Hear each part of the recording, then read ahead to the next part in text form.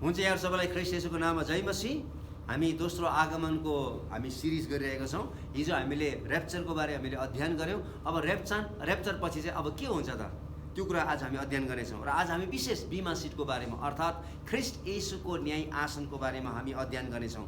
र हामी कन्फ्युज हुनु भएन। तीनवटा विशेष यहाँनिर जजमेन्टहरूको बारेमा कुरा गरिएको छ। The principal judgements that are often confuse. हेर्नुहोस् त, यसकारण चाहिँ यो तीनवटा जजमेन्टहरू चाहिँ के हो भन्दाखेरि चाहिँ सबभन्दा पहिलो चाहिँ बिमा सिट है त। प्रभु यीशु ख्रीष्टको न्याय आसनको अगाडि चाहिँ र्याप्चर भए पश्चात चाहिँ सबभन्दा पहिलो चाहिँ विश्वासीहरूको न्याय हुनेछ। त्यसपछि 7 वर्षको लगातार रूपले यो पृथ्वीमा महासङ्कष्ट सुरु हुनेछ। र 7 वर्षपछि जब प्रभु यीशु ख्रीष्टको दोस्रो आगमन हुनेछ र त्यति बेला चाहिँ उहाँले चाहिँ भेडाहरूलाई र बाख्राहरूलाई छुट्यो भने त्यो अर्को एउटा न्याय हो। त्यसलाई चाहिँ सिप एन्ड गोट जजमेन्ट भन्छ। त्यसपछि चाहिँ 1000 वर्षको राज्य यस पृथ्वीमा हुनेछ। र त्यसपछि चाहिँ दुष्ट शैतानले फेरि विद्रोह गर्नेछ। र त्यसपछि चाहिँ हुने चाहिँ ग्रेट व्हाइट थ्रोन जजमेन्ट हो। यसकारण यो तीनवटा चाहिँ न्यायहरू छ। यसकारण यो चाहिँ छुट्टा छुट्टै समयमा हुनेछ। यसकारण हामी कन्फ्युज चाहिँ हुनु हुँदैन।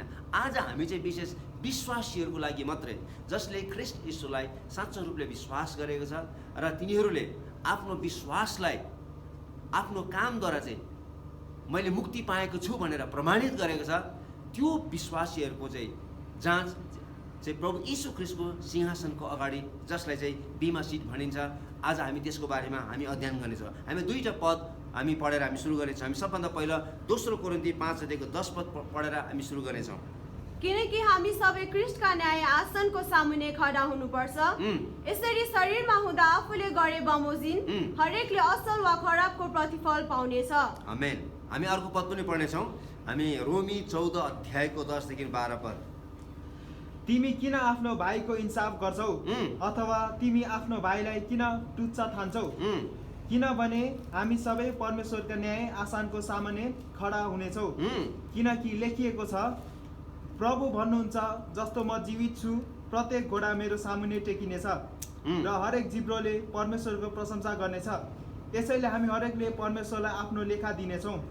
यो दुईटा पदले हामीलाई एकदमै स्पष्ट पारिदिएको छ कि हामी सबैजना ख्रीष्ट येशूको न्याय आसनको अगाडि हाम्रो शरीरमा, हेर्नुहोस् है त, शरीरमा हुँदा आफूले गरे बमोजिम हरेकले असल वा खराब प्रतिफल पाउनेछ।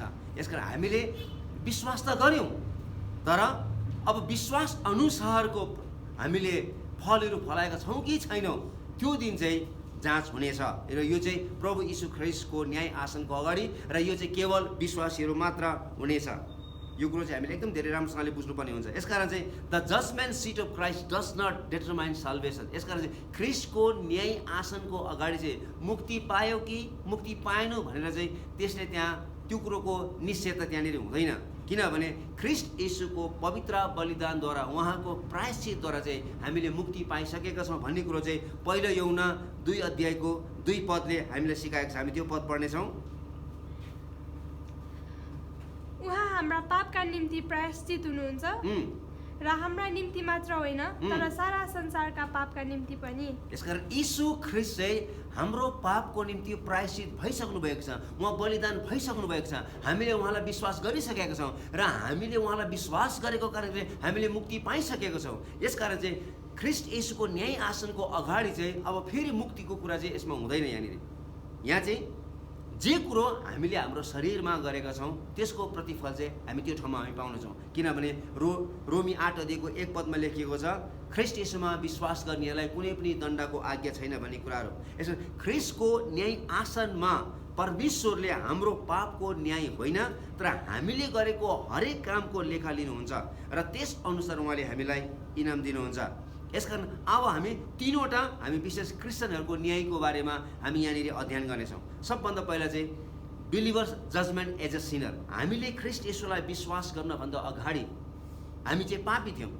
हेर्नुहोस् है, as a sinner the believers judgement is over once and for all. हामीले के कुरो विचार गर्नुपर्छ, जुन दिन प्रभु यीशु ख्रीष्ट क्रुसमा बलिदान हुनुभयो र उहाँले अब सिद्धियो भनेर उहाँले आफ्नो प्राण त्याग्नु भयो र त्यो उत्तम बलिदानमा हरेक मानवको जातिको निम्ति चाहिँ आदमले गरेको जुन पाप थियो, जुन हामी मानव जातिमा सरेर आएको थियो, त्यो सम्पूर्ण पाप चाहिँ यीशु ख्रीष्टमा हामीले विश्वास गरेको कारणले गर्दाखेरि चाहिँ त्यो पाप चाहिँ पुरै रूपले मेटिएको छ है। त्यो चाहिँ एकदम ध्यान दिएर बुझ्नुपर्छ। यसकारण चाहिँ हामीले यीशु ख्रीष्टलाई विश्वास गर्नुभन्दा अगाडि हामी चाहिँ आदमको सन्तान थियौँ र हामी चाहिँ आमाको गर्भबाट जन्मिँदाखेरि चाहिँ हामी पापमै जन्मेका थियौँ र हामीसँग चाहिँ आदमको पाप सरेर आएको थियो। यसो त इम्प्युटेड सिन, ओरिजिनल सिन भन्छ, त्यो चाहिँ हामीमा सरेर आएको थियो। तर अब हामीले चाहिँ यीशु ख्रीष्टलाई विश्वास गरेको कारणले गर्दाखेरि चाहिँ र हामीले जति दिनसम्म हामीले यीशु ख्रीष्टलाई विश्वास गरेको थियौँ त्यति दिनसम्म जति पनि हामीले पापहरू गरेको थियौँ त्यो सम्पूर्ण पाप र आदमबाट सरेको आएको पाप चाहिँ ख्रीष्ट यीशुमा हामीले विश्वास गरेको कारणले त्यो सम्पूर्ण पापहरू चाहिँ मेटिएको छ र परमेश्वरले चाहिँ त्यो हाम्रो सम्पूर्ण पापलाई चाहिँ के गरिदिनु भएको छ त, बिर्सिनु भएको छ र उहाँले हामीलाई चाहिँ उहाँको परिवारको सदस्यको स्वरूपमा उहाँले चाहिँ अनुग्रहद्वारा चाहिँ उहाँले स्वीकार गर्नुभएको छ। यसकारण उहाँले कहिले पनि अब हामीले चाहिँ पाप नगरे जस्तो गरेर चाहिँ उहाँले आफ्नै सन्तानको रूपमा चाहिँ उहाँले हामीलाई चाहिँ स्वीकार गर्नुभएको छ। हेर्नुहोस् है त, म अङ्ग्रेजीमा पढ्न चाहन्छु। God forgets his sins and accepts him into his family not as a sinner saved by grace but as if we had never sin at all. हामीले कहिले पनि पापै नगरेको जस्तो गरिकन चाहिँ हामीले यीशु ख्रीष्टलाई विश्वास गरे पश्चात चाहिँ उहाँले हामीलाई आफ्नो छोराछोरीको रूपमा चाहिँ उहाँले हामीलाई स्वीकार गर्नुभएको छ।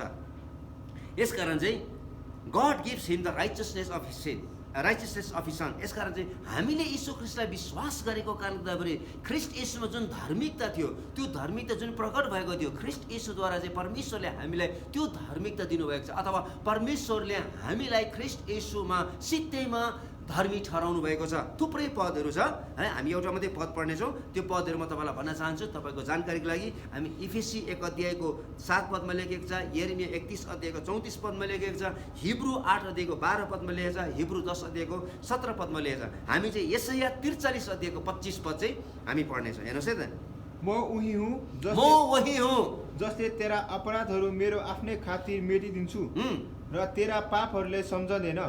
यहाँनिर स्पष्ट रूपले बताइदिएको छ कि परमेश्वरले हाम्रो पापहरू क्षमा गर्नुभएको छ र उहाँले अब कहिले पनि हाम्रो पापलाई सम्झिनुहुने छैन भन्ने कुराहरू। यसकारण चाहिँ अब जतिजना ख्रीष्ट यीशुमा हुनुहुन्छ, रोमी 8:1 पद अनुसार अब हामीलाई कुनै पनि दण्डको आज्ञा चाहिँ छैन, किनभने ख्रीष्ट यीशुले चाहिँ हाम्रो सम्पूर्ण दण्ड चाहिँ उहाँले बोक्नु भएको छ। हाम्रो ओरिजिनल सिन, हेर्नुहोस् है, अघि पनि मैले तपाईँलाई भनिसकेँ, हाम्रो ओरिजिनल सिन है, आवर ओरिजिनल सिन र अरू सबै पाप जो हामीले यीशु ख्रीष्टलाई विश्वास गर्नभन्दा अघि हामीले जति पनि पापहरू गरेका थियौँ अब ती सबै पापहरू चाहिँ अब पुरै रूपले मेटिएको छ, त्यो पुरै रूपले धोइएको छ। अब हामी चाहिँ त्यो पापबाट चाहिँ हामी पुरै रूपले के भएको छौँ त, हामीले क्षमा पाइसकेका छौँ। पुरानो करारमा चाहिँ 7 चोटिसम्म घरिघरि यिनै कुराहरूको ग्यारेन्टी दिएको छ। हेर्नुहोस् है त, in the Old Testament God has given a 7-fold guarantee for this promise है त। हाम्रो पापको क्षमा पूर्ण रूपले भएको छ भनेर चाहिँ पुरानो करारमा 7 चोटिसम्म ग्यारेन्टी दिएको छ। म तपाईँहरूलाई एक एकवटा पद पढ्दै म तपाईँलाई भन्न चाहन्छु। भजन सङ्ग्रह 103 को 12 पदमा यसरी लेखेको छ, पूर्वदेखि पश्चिम जति टाढो छ मैले तेरो अधर्मलाई त्यति नै टाढो पुर्याइदिएको छु भन्ने कुरा। यो चाहिँ पहिलो ग्यारेन्टी हो। दोस्रो ग्यारेन्टी हामी के भेट्छौँ भन्दाखेरि हितोपदेश 28 अध्यायको 3 पदमा यसरी लेखेको छ, आफ्ना पापहरू लुकाउनेको उन्नति हुँदैन तर जसले ती स्वीकार गर्छ र त्याग्छ त्यसले कृपा पाउँछ। हेर्नुहोस्, यो अर्को एउटा प्रतिज्ञा हो।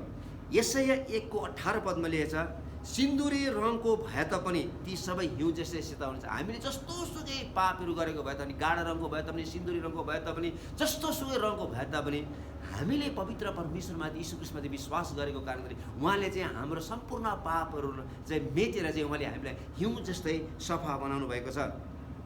यशाया 38 को 17 पदमा यसरी लेखिएको छ, यो अलिकति अनुवादहरू फरक हुनसक्छ, तपाईँको बाइबलमा तपाईँले पढ्न सक्नुहुनेछ।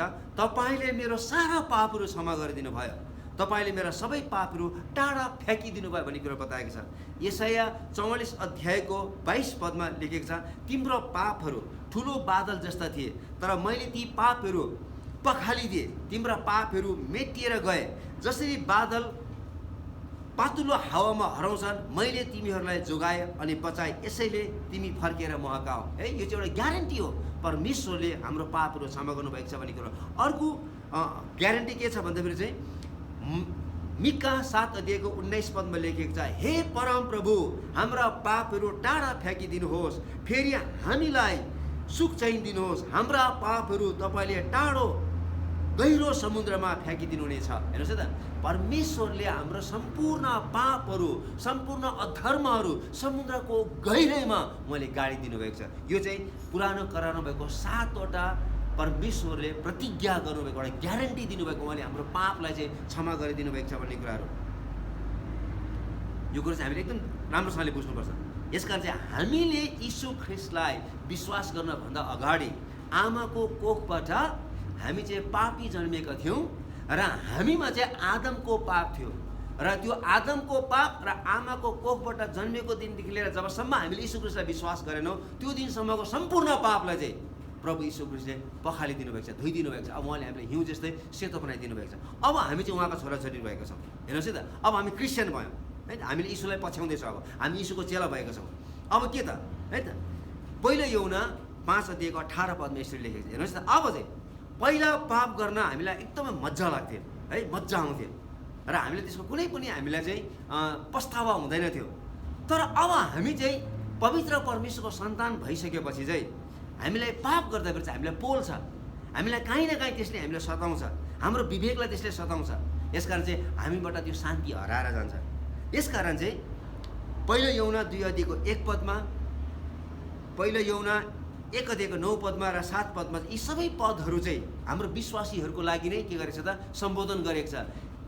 अब हामीले यीशु ख्रिस्टलाई विश्वास त गऱ्यौँ, परमेश्वरको छोराछोरी त भयौँ। अब हामीले पहिला पाप गर्दाखेरि चाहिँ यीशुलाई विश्वास नगर्दाखेरि चाहिँ त्यसले हामीलाई पोल्थ्यो, त्यसले हामीले पोल्दैन थियो। तर अब हामीले यीशु ख्रिस्टलाई विश्वास गरिसकेपछि अब त्यो पाप गर्दाखेरि चाहिँ हामीलाई पोल्छ।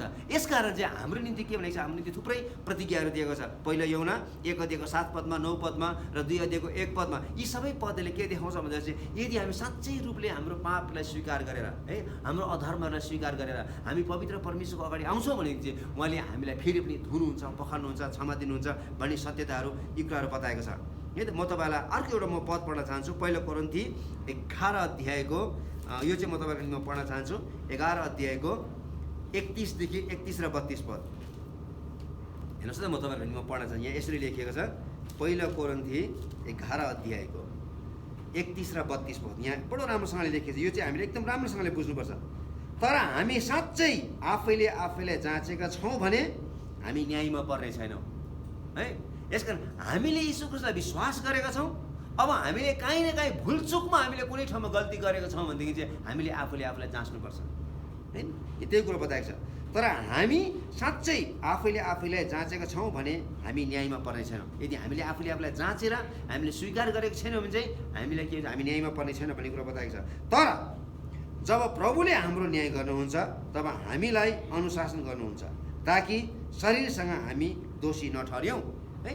यदि हामी आफैले नै पश्चाताप गरेर हामीले आफूलाई नै हामीले इक्जामिन गऱ्यौँ, हामीले जाँच गऱ्यौँ भनेदेखि चाहिँ हामी न्यायमा पर्दैनौँ। तर हामीले गल्ती गरेर पनि हामीले चाहिँ पश्चाताप गर्दैनौँ भनेदेखि चाहिँ प्रभु यीशु ख्रिस्ट आफैले नै हामीलाई के गर्नुहुनेछ त, न्याय गर्नुहुनेछ। त्यो चाहिँ हामीले राम्रोसँगले बुझ्नुपर्छ। यसकारण प्रकाशको पुस्तक 3 अध्यायको 19 पदमा पनि त्यही कुरो लेख्छ, जसलाई म प्रेम गर्छु त्यसलाई म हप्काउँछु भन्ने कुराहरू बताएको छ। अनि अरू थुप्रै ठाउँहरूमा लेखेको छ। हिब्रू 12 अध्यायको 5 पदमा, 6 पदमा, 7 पदमा, 11 पदमा पनि यी सबै कुराहरू परमेश्वरले जसलाई प्रेम गर्नुहुन्छ त्यसलाई हप्काउनुहुन्छ भन्ने कुरो। यसकारण यो कुरो हामीले एकदम राम्रोसँगले बुझ्नुपर्छ। हेर्नुहोस् है त, one shaped is always shaped is a big deception. हेर्नुहोस् है त, हामीले एकचोटि चाहिँ यीशु ख्रिस्टलाई विश्वास गऱ्यौँ भनेदेखि चाहिँ हामी चाहिँ अब जस्तो सुकै जीवन जिए तापनि चाहिँ हामीले कहिले पनि मुक्ति गुमाउँदैन है भनेर चाहिँ धेरै मान्छेले अहिले सिकाउन थालेको छ। यो चाहिँ गलत हो, यो चाहिँ एकदम गलत हो। बाइबल अनुसार चाहिँ त्यो चाहिँ एकदम गलत हो, स्पष्ट रूपले त्यो चाहिँ गलत हो। एकचोटि हामीले मुक्ति पाइसकेपछि चाहिँ हामीले मुक्ति गुमाउन पनि सक्छौँ यदि हामीले लापरवाहीको जीवन जियौँ भनेदेखि चाहिँ। तर धेरैले अहिले के सिकाइरहेको छ भन्दाखेरि चाहिँ हामीले एकचोटि प्रभु यीशुलाई विश्वास गरिसकेपछि अब हामीले जस्तो सुकै जीवन जिए तापनि हामीले त्यो मुक्ति चाहिँ कहिले पनि गुमाउँदैन भन्ने कुरा हो। तर यो चाहिँ one shaped is always shaped is a big deception होइन। यो चाहिँ एकदमै ठुलो, एकदमै के हो त, मान्छेको लागि चाहिँ एउटा भ्रम हो।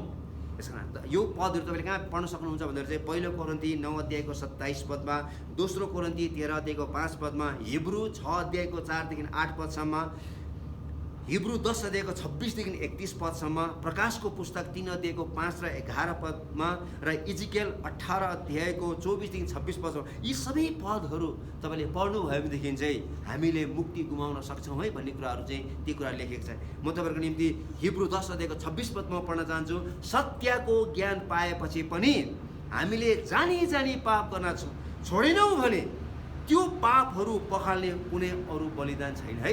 बडो स्पष्ट रूपले त्यहाँ बताइदिएको छ। हेर्नुहोस् है त, हामीले यीशुलाई विश्वास गरेर पनि जानी जानी फेरि पाप गऱ्यौँ भनेदेखि चाहिँ अब उपरान्त चाहिँ त्यसको निम्ति अर्को बलिदान छैन है भन्नु खोजेको। भन्नुको मतलब चाहिँ हामी चाहिँ पाप गर्नु हुँदैन भन्नु खोजेको। एकचोटि हामीले प्रभु यीशुलाई विश्वास गरिसकेपछि चाहिँ हामीले गल्ती गर्नु हुँदैन है। यदि हामीले गल्ती गरिहाल्यो भने पनि हामी चाहिँ के गर्नुपर्छ त, हामीले तुरुन्तै पश्चाताप गरिहाल्नुपर्छ, परमेश्वरको नजिकमा आइहाल्नुपर्छ भन्ने सत्यता हो।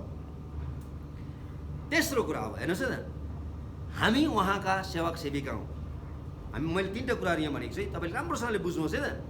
पहिलो कुरो चाहिँ हामीले यीशु ख्रीष्टलाई विश्वास गर्नुभन्दा अगाडिको हाम्रो न्यायको बारेमा बताइएको छु, जुन कुरो चाहिँ प्रभु यीशु ख्रीष्ट क्रुसमा बलिदान भइसक्नु भएको छ र उहाँले हाम्रो सम्पूर्ण पाप र अधर्मलाई उहाँले क्षमा गरिसक्नु भएको छ। हामीले उहाँमाथि विश्वास गरेको छौँ अब है त। अब हामी क्रिस्चियन भएको छौँ र हाम्रो दैनिक यात्रामा हामीले भुलचुकले काहीँ न काहीँ हामी मान्छेलाई चोट पार्ने काम गर्छौँ, हामीले काहीँ न काहीँ गल्तीहरू गरिरहेका छौँ, तर हामी तुरुन्तै चाहिँ फर्किनु पऱ्यो भन्नु खोजेको। तुरुन्तै चाहिँ यदि हामी फर्किन सक्यौँ भनेदेखि चाहिँ हाम्रो निम्ति अझै पनि क्षमा छ भन्ने कुराहरू। र अघि हामीले पहिलो कोरिन्थी 11 अध्यायको हामीले 31 र 32 पदमा पढे अनुसार चाहिँ हामीले आफूलाई जाँचिहाल्नुपर्छ। हामीले चाहिँ प्रभुको हातमा चाहिँ त्यो दिनु हुँदैन, प्रभुको हातमा पऱ्यो भने चाहिँ भयङ्कर गाह्रो हुन्छ भन्ने कुरा हामीले सिक्यौँ। अब तेस्रो कुरो चाहिँ अब चाहिँ के हुन्छ भन्दाखेरि चाहिँ अब हामी चाहिँ उहाँका सेवक सेविकाहरू। अब हामीले जुन विश्वास गरेका छौँ, हामीले जुन मुक्ति पाएको छौँ, त्यो मुक्तिको प्रमाणहरू के हो त? हामीले साँच्चै मुक्ति पाएको छ भने प्रमाणहरू के हो त? त्यसको काम अनुसारको प्रतिफल चाहिँ अब चाहिँ ख्रीष्ट येशूको न्याय आसनको अगाडि, जुन न्याय आसनको बारेमा हामीले अलि अध्ययन गर्दैछौँ, त्यसको अगाडि चाहिँ हामी उभिएर चाहिँ अब हाम्रो सम्पूर्ण विश्वासको त्यहाँनिर चाहिँ प्रतिफलहरू चाहिँ त्यहाँनिर चाहिँ हामीले पाउनेछौँ। यसकारण आदमबाट सरेको पाप क्रुसमा मेटिएको छ, यो कुरो हामी सबैलाई थाहा भइसकेको छ। र यसकारण अब पापको शक्ति हारिसकेको छ। हेर्नुहोस् त, पापको शक्ति पुरै रूपले हारिसकेको छ। अब अर्को चाहिँ अब थर्ड जजमेन्ट चाहिँ अब यो चाहिँ हो, जुन कुरो चाहिँ अब हामीले पढ्न जहाँ चाहिँ अब चाहिँ पापको उपस्थिति पनि पुरै रूपले अब हामीबाट मेटिएर जानेछ। हामीले अघि नै त्यो पद पढिसकेको छौँ, 2 कोरिन्थी 5:10 पद, न्यायको निम्ति हामी सबै परमेश्वरको अघि उभिनै पर्छ। हेर्नुहोस् न, प्रत्येकले यस पार्थिव शरीरमा हुँदा जे गरेको छ उसले त्यो पाउनै पर्छ, राम्रो अथवा नराम्रो है, हरेकले त्यो चाहिँ पाउनै पर्छ। अब टाइम अफ जजमेन्ट है, अब चाहिँ जब मण्डली यसबाट पृथ्वीबाट उठाइलिएर जानेछ त्यसपछि चाहिँ के हुनेछ त? त्यो चाहिँ अब चाहिँ विश्वासीहरूको एउटा न्यायको एउटा समय हो। यो चाहिँ कहाँ हुनेछ? स्वर्गमा हुनेछ है। The judgement of the servant will take place in heaven है। यो चाहिँ स्वर्गमा हुनेछ। यो चाहिँ कतिखेर हुनेछ भन्दाखेरि चाहिँ मण्डली उठाइलगिसकेपछि र प्रभु यीशु ख्रीष्टको दोस्रो आगमन हुनभन्दा अगाडि त्यो चाहिँ बिचमा चाहिँ त्यो चाहिँ हुनेछ, जब चाहिँ पृथ्वीमा चाहिँ के हुनेछ त? 7 वर्षको महासङ्घर्ष हुँदाखेरि चाहिँ माथि चाहिँ विश्वासीहरूको न्याय भइरहेको हुन्छ। पावलको लेख र प्रभु यीशु ख्रीष्टको भनाइअनुसार विश्वासीहरूले आफ्नो विश्वासलाई कामको सेवामा, प्रेममा र धार्मिकतामा कसरी प्रयोगमा ल्याएको छ त? त्यो चाहिँ एकदमै सत्यता हामीले बुझ्नुपर्छ। जस्तै पहिलो कोरिन्थी 3 अध्यायको 8 पदमा है यसरी भनेको छ पावलले, रोप्ने मानिस र पानी हाल्ने मानिसको उद्देश्य एउटै हो अनि प्रत्येक मानिसले आफ्नो परिश्रमको निम्ति इनाम पाउनेछ। हेर्नुहोस् न, हामीले आफ्नो परिश्रमहरू विभिन्न ठाउँमा गरिरहेका छौँ है। चाहे हामी पास्टर हौँ, चाहे हामी प्रचारक हौँ, चाहे हामी एल्डर हौँ, चाहे हामी डिकन हौँ, चाहे हामी रेभरेन्ड हौँ, चाहे हामी डक्टर हौँ, चाहे हामी साधारण विश्वासी होस्, ले बिलिभर्स किन नहोस्, हामी जुनसुकै ठाउँमा पनि हामीले प्रभु यीशु ख्रीष्टलाई विश्वास गरेको कारणले गर्दाखेरि हामी चाहिँ आफ्नो ठाउँमा हामीले विश्वास गरेको कारणले गर्दाखेरि चाहिँ हामीले यस विश्वास अनुसार चाहिँ हामीले आफ्नो जीवन जिइरहेका छौँ। अब चाहिँ है हामीले जस्तो किसिमको हामीले जीवनको है हामीले विश्वासको जीवन जिउँदैछौँ। यहाँ म तपाईँलाई पढ्न चाहन्छु पहिलो कोरिन्थी, पहिलो कोरिन्थी म पढ्न चाहन्छु 3 अध्यायको म 10 पददेखि पढ्न चाहन्छु। हेर्नुहोस् न, यहाँ यसरी लेखिएको छ, मलाई दिएको परमेश्वरको अनुग्रह अनुसार घर बनाउने निपुण कारिगरले जस्तै मैले जग बसाले र अर्कोले त्यसमाथि घर बनाउँदै जान्छ, त्यसमाथि बनाउँदै जानेले हरेक मानिसले कसरी बनाउँछ सो ध्यान दियोस्, किनकि जुन जग बसालिएको छ जो यीशु ख्रिस्ट हुनुहुन्छ त्यसबाहेक कुनै मानिसले अर्को जग पसल्न सक्दैन। यसकारण यीशु ख्रिस्ट चाहिँ हाम्रो विश्वासको जग हुनुहुन्छ र त्यो जगमाथि चाहिँ हामी प्रत्येकले आफ्नो आफ्नो विश्वासको घर है हामीले निर्माण गर्दैछौँ। र कस्तो किसिमको निर्माण गर्दैछौँ भन्ने कुराहरू चाहिँ यहाँनिर पावलले के बताइरहेको छ भन्दा चाहिँ 8 पदमा चाहिँ हामी हरेकले चाहिँ है 3 अध्यायको 8 पदमा पहिलो कोरिन्थ 3 अध्यायको 8 पद त्यही कुरो बताएको छ। हेर्नुहोस् है, रोप्ने र पानी हाल्ने एकै समानको हुन्, हरेकले आफ्नो आफ्नो मेहनत अनुसार आफ्नो ज्याला पाउनेछ। हामी हरेकले आफ्नो आफ्नो ज्याला पाउनेछौँ। हामीले कसरी चाहिँ विश्वासको जीवन जिएका छौँ त्यसको चाहिँ ज्याला हामी पाउनेछौँ। यो कुरो हामी इफिसी 6 अध्यायको 8 पदमा, रोमी 14 अध्यायको 12 पदमा, लुका 16 अध्यायको 2 पदमा पनि यी कुराहरू लेखिएको छ। र यो कुरो चाहिँ विशेष मत्तीको सुसमाचार 25 अध्यायको 14 देखि लिएर 30 पदसम्म तोडाको उखानसँग पनि एकदमै सम्बन्धित छ। त्यहाँनिर चाहिँ होइन, प्रभु यीशु ख्रिस्टले एकजनालाई 5 तोडा दिनुभयो, एकजनालाई 2 तोडा दिनुभयो, एकजनालाई 1 तोडा दिनुभयो। जब उहाँ फर्केर आउनुभयो 5वटा दिनेले 5वटा कमाएको छ, पर यीशु ख्रिस्टले स्याबास भन्नुभएको छ। 2टा कमाउनेले 2टा दिनेले 2टा कमाएको छ, उहाँलाई पनि प्रभु यीशु ख्रिस्टले स्याबास भन्नुभएको छ। तर एउटा पाउनेले चाहिँ त्यसलाई गाडी राखेको छ र त्यससँग चाहिँ प्रभु यीशु ख्रिस्ट रिसाउनु भएको छ है त। यसकारण अहिले हामीलाई है, हामी जुन विश्वासमा हुर्किँदैछौँ है, त्यो विश्वासलाई चाहिँ हामीले चाहिँ आत्मिक रूपमा हुर्काएको छौँ कि छैनौँ, बढाएको छौँ कि छैनौँ, त्यसलाई चाहिँ हामीले मुक्ति पाएको हामीले प्रमाण दिएका छौँ कि छैनौँ भन्ने कुराहरूको चाहिँ त्यहाँनिर चाहिँ प्रभु यीशु ख्रिस्टको न्याय आसनको अगाडि चाहिँ त्यति बेला चाहिँ न्याय हुनेछ। यो कुरो चाहिँ हामी लुकाको सुसमाचार 19 अध्यायको 11 देखि 28 पदसम्म त्यहाँ चाहिँ सिक्काको उखानको बारेमा पनि त्यहाँनिर त्योसँग चाहिँ तुलना गरिएको छ। यसकारण राम्रोसँगले विचार गर्नुहोस्। हेर्नुहोस् त, इफिसी 2 अध्यायको 8 र 9 पद अनुसार चाहिँ हामीले मुक्ति चाहिँ परमेश्वरको अनुग्रहद्वारा र विश्वासबाट चाहिँ हामीले मुक्ति पाएको छौँ। र हाम्रो मुक्ति चाहिँ कुनै पनि कामबाट होइन, मुक्ति चाहिँ अनुग्रहबाट आएको र यो चाहिँ एउटा सित्तैको वरदान हो।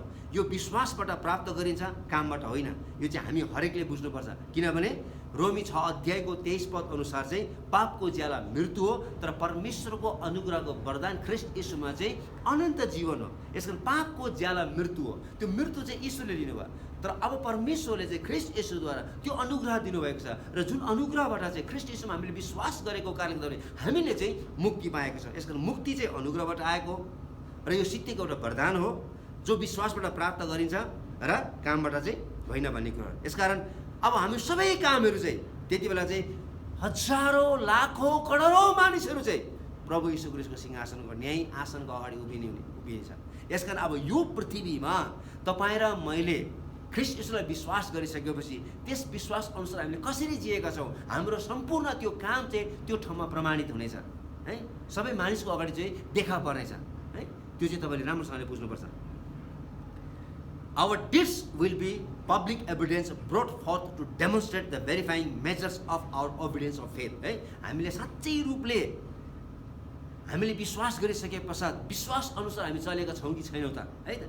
हाम्रो सानो सानो कामहरूमा प्रभु यीशु ख्रिस्टमाथि हामीले भरोसा गरेर हामीले चलेका छौँ कि छैनौँ त, ती सबै कुराहरू चाहिँ स्पष्ट रूपले त्यति बेला चाहिँ सबै मानिसको अगाडि चाहिँ हामीले टिभीमा हेरेको जस्तै छर्लङ्ग रूपले त्यो रिप्ले गरिकन हामी हेर्छौँ नि, त्यसरी चाहिँ हामी छर्लङ्ग रूपले हामी देख्न सक्छौँ। हामी पढौँ त एउटा पद, थुप्रै पदहरू छ। तपाईँले रोमी 12 अध्यायको 3 पदमा पढ्न सक्नुहुन्छ, पहिलो थेसलोनी 1 अध्यायको 3 पदमा पढ्न सक्नुहुनेछ, दोस्रो थेसलोनी 1 अध्यायको 11 पदमा पढ्न सक्नुहुनेछ। तर हामी एउटा मात्रै पद पढ्नेछौँ, पहिलो थेसलोनी 1 अध्यायको 3 पद हामी पढ्नेछौँ। राम्रोसँगले सुन्नुहोस् है। यहाँ हाम्रो परमेश्वर पिताको सामुन्ने हाम्रो प्रभु येशू ख्रिस्टमा तिमीहरूको विश्वासको काम, प्रेमको परिश्रम र आशाको यदि निरन्तर सम्झन्छौ। के अरे, आशाको निम्ति निरन्तर सम्झिन्छ। हेर्नुहोस् है त, त्यो स्पष्ट रूपले बताएको छ।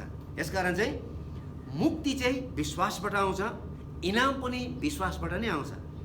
अब नदेखिने विश्वासको प्रमाण ख्रिस्टको न्याय आसनको अघि चाहिँ हाम्रो परिवर्तनको जीवन हो।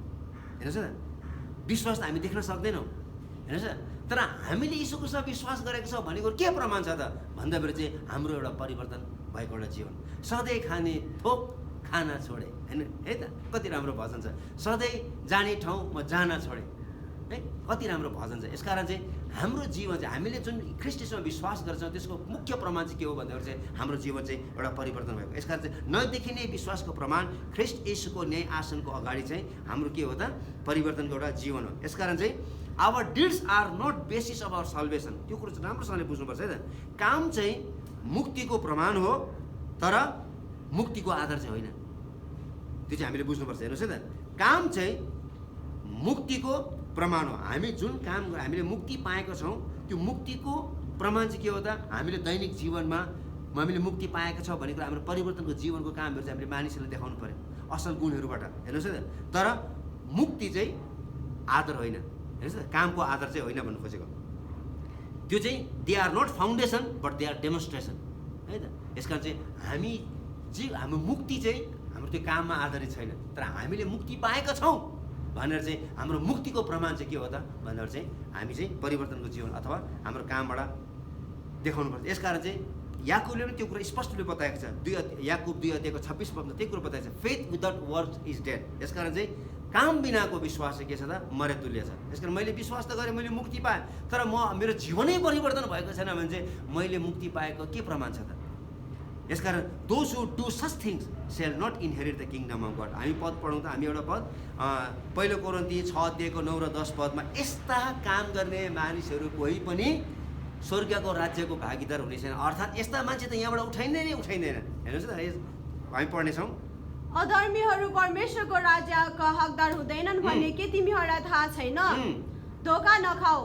अनैतिकहरू, मूर्ति पूजकहरू, बेबिचारीहरू, सामालिङ्गीहरू, पुरुषगामीहरू, चोरहरू, लोभीहरू, मतवालाहरू, निन्दा गर्नेहरू, लुटाराहरू परमेश्वरको राज्यको हकदार हुने छैनन्। ल यहाँ एकदम स्पष्ट रूपले बताएको छ कस्ता किसिमका मानिसहरू चाहिँ ऱ्याप्चर हुँदैन भन्ने कुराहरू है त।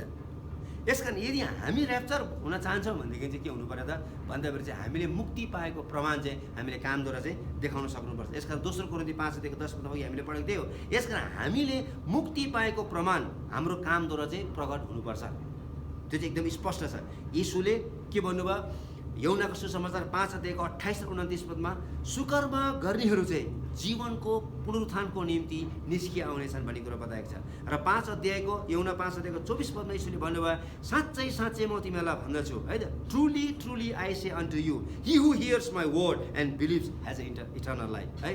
साँचो साँचो म तिमीलाई भन्दछु, जसले मेरो वचन सुन्छ र विश्वास गर्छ त्यसले त्यो अनन्त जीवन पाउनेछ भन्ने कुराहरू। यसकारण हामी चाहिँ अनन्त जीवन पाउनको निम्ति हामीले के गर्नु पर्छ, विश्वास गर्नु पर्यो, परमेश्वरको वचन सुन्नु पर्यो र हामीले त्यो जीवन पाएका छौँ भनेर चाहिँ त्यो प्रमाण गर्नको निम्ति हाम्रो जीवन चाहिँ परिवर्तन हुनु पर्यो। The deeds of this life will be public criteria of judgement in the resurrection है त। यसकारण चाहिँ जब हाम्रो पुनरुत्थान भएर जब हामी उहाँमा उठाइलो, जब हाम्रो ऱ्याप्चर हुनेछ त्यति बेला चाहिँ उहाँको अगाडि चाहिँ हामीले यो जीवनमा विश्वास गरे पश्चात चाहिँ हामीले कस्तो किसिमको जीवन जिएको छौँ, हामीले कस्तो किसिमको मुक्तिको प्रमाणहरू हामीले देखाएका छौँ, त्यस अनुसारको कामको चाहिँ त्यहाँनिर न्याय हुनेछ। Because our works are the evidences of the reality of our faith. हेर्नुहोस् है त, हामीले जुन काम हामीले गर्दै आएको छौँ त्यो चाहिँ हाम्रो विश्वासको चाहिँ एउटा वास्तविक के हो त, त्यो घटनाहरू, त्यो चाहिँ प्रमाणहरू हो भन्ने कुरा चाहिँ हामीले बुझ्नुपर्छ। यो कुरा हामी पुरानो करारबाट एउटा उदाहरण पनि हामी हेर्न सक्छौँ। जस्तै उदाहरणको लागि सुलेमान राजा, जब उनी राजा भएको थियो र ऊ सबै बुद्धिमानी राजा थियो, तर उसको राज्यमा चाहिँ 2 जना वेश्याहरू थियो है, र तिनीहरूले चाहिँ न्याय गर्नका निम्ति चाहिँ एउटा बच्चालाई बोकेर आएको छ र एकजनाले भन्छ यो मेरो छोरा भन्छ, अर्कोले भन्छ यो मेरो छोरा भन्छ। यसकारण चाहिँ सुलेमान राजाले चाहिँ त्यहाँनिर चाहिँ राम्रोसँगले बुझेर चाहिँ उसले तरवार ल्याएर चाहिँ त्यसलाई 2 फ्याक काटिदिनु र एउटा एकजनालाई दिनु र एउटा एकजनालाई दिनु भन्ने कुरोहरू चाहिँ उसले भनेको मात्रै हुन्छ।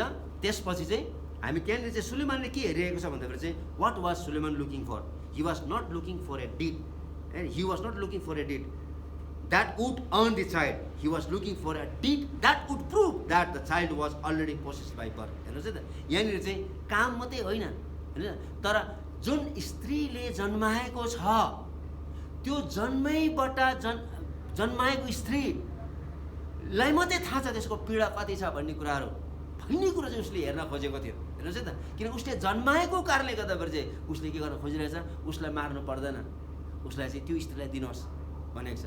तर अर्को स्त्रीले के भनेको छ, उसले जन्माएको होइन त्यो र उसले के भनेको छ, यसलाई मार्नै पर्छ, 2 टुक्रा पार्नै पर्छ भन्ने कुरो। त्यसपछि सुलेमान राजाले थाहा पाए यो चाहिँ यो बालक चाहिँ कसको छोरा हो भन्ने कुराहरू। हेर्नुहोस् है त, यहाँबाट जसले जन्माएको छ उसलाई मात्रै त्यो पीडा थाहा छ, यसकारण उसले मार्न दिएको छ। यसकारण चाहिँ हामी जतिजनाले मुक्ति पाएका छौँ, हेर्नुहोस् न, हामीले मात्रै चाहिँ त्यो कामबाट चाहिँ हामीले के गर्नुपर्छ त, हामीले मुक्ति पाएका छौँ भन्ने कुरो चाहिँ हाम्रो जीवनबाट चाहिँ हामीले प्रमाणित गर्नुपर्छ। That is the way God looks at our deeds. यसकारण rewards are not given in the relation to the success of labour. हेर्नुहोस् है त, जति पनि इनामहरू प्रभु यीशु ख्रीष्टको न्याय आसनको अगाडि हामीले प्राप्त गर्छौँ, त्यो चाहिँ हामीले सेवा गरे बापत है, हामीले काम गरे बापत हाम्रो सफलता अनुसार उहाँले दिनुहुन्न। त्यो चाहिँ हामीले एकदम राम्रोसँगले विचार गर्नुपर्छ है त। तपाईँले 100वटा मण्डली स्थापना गर्नुभयो होला, 1 लाखजना मान्छेलाई प्रभुमा ल्याउनु भयो होला, त्यस अनुसार चाहिँ तपाईँले र मैले इनाम पाउने होइन। तर in relation to our motives and faithfulness in our service, हामी चाहिँ हाम्रो सेवामा है हामी कतिको विश्वासयोग्य थियौँ र हाम्रो विचार, हाम्रो मोटिभ चाहिँ कस्तो थियो, त्यस आधार अनुसार चाहिँ उहाँले चाहिँ हामीलाई चाहिँ इनामहरू दिनुपर्छ भन्ने कुरा, इनामहरू दिनुहुन्छ भन्ने कुरा। यसकारण हामीले एकदम राम्रोसँगले विचार गर्नुपर्छ।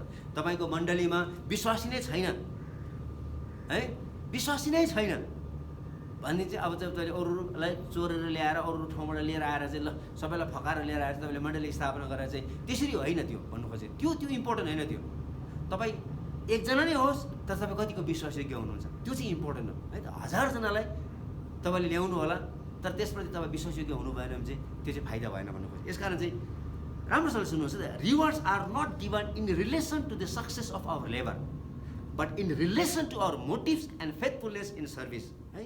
हामी विश्वासयोग्यको आधारमा चाहिँ हामीलाई चाहिँ हामी कतिको विश्वासयोग्य भएको छौँ हाम्रो विश्वासमा, हाम्रो सेवामा, हाम्रो काममा, त्यस अनुसार मात्रै उहाँले चाहिँ हामीलाई इनाम दिनुहुन्छ। यसकारण पावलले हामीलाई चाहिँ विजयको मुकुटको बारेमा बताएको छ, दौडको बारेमा बताएको छ। हामी 1 कोरिन्थी 9 अध्यायको 25 पदमा हामी पढौँ त त्यो पद। 1 कोरिन्थी 9 अध्यायको 25 पद।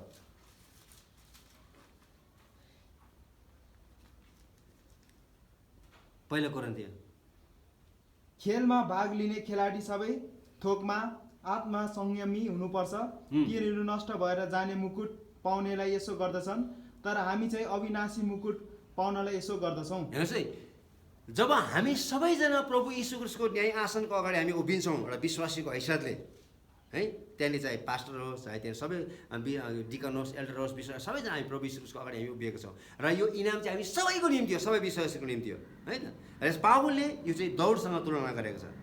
यहाँ पावलले के भनेको छ भन्दा चाहिँ अरू मानिसहरू चाहिँ नाश हुने मुकुटको निम्ति चाहिँ तिनीहरू चाहिँ के गरेको छ त, दौडिन्छन् भनेदेखि चाहिँ हामी चाहिँ कहिले पनि नाश नहुने इनकरप्टेबल क्राउन है त, कहिले पनि नाश नहुने मुकुटको निम्ति चाहिँ हामी दौडिन्छौँ भन्ने कुरा। यसमा पावलले चाहिँ के गरेको छ भन्दाखेरि चाहिँ जतिखेर हामीले यीशु ख्रीष्टलाई विश्वास गऱ्यौँ त्यही घडीदेखि चाहिँ हामी सबैजना दौडमा भाग लिइसकेका छौँ र जुन दौड चाहिँ अनन्त जीवनको सिमानामा गएर त्यो टुङ्गिन्छ। यसकारण हामी कसरी दौडिँदैछौँ त्यसले चाहिँ मुकुटको तय गर्छ। हेर्नुहोस् त, हामीले जुन दिन प्रभु यीशुलाई विश्वास गऱ्यौँ हामी सबैजना चाहिँ हामी चाहिँ आत्मिकी दौडमा, आत्मिकी यात्रामा हामीले आफ्नो यात्रालाई सुरु गरिसकेका छौँ है त। यसकारण चाहिँ हाम्रो यो यात्रा चाहिँ त्यो अनन्त जीवनको त्यो सिमानामा गएर टुङ्गिन्छ र अब हामीले यात्रा त गरिसकेका छौँ तर अब हामी कसरी दौडिनेछौँ, हामी नियम अनुसार दौडिरहेका छौँ कि परमेश्वरको वचन अनुसार हामीले दौडिरहेका छौँ कि हामीलाई जे मन लाग्यो त्यही अनुसार हामी दौडिरहेका छौँ, त्यो चाहिँ यसकारण कसरी हामी दौडिरहेका छौँ त्यसले चाहिँ मुकुटको तय गर्छ।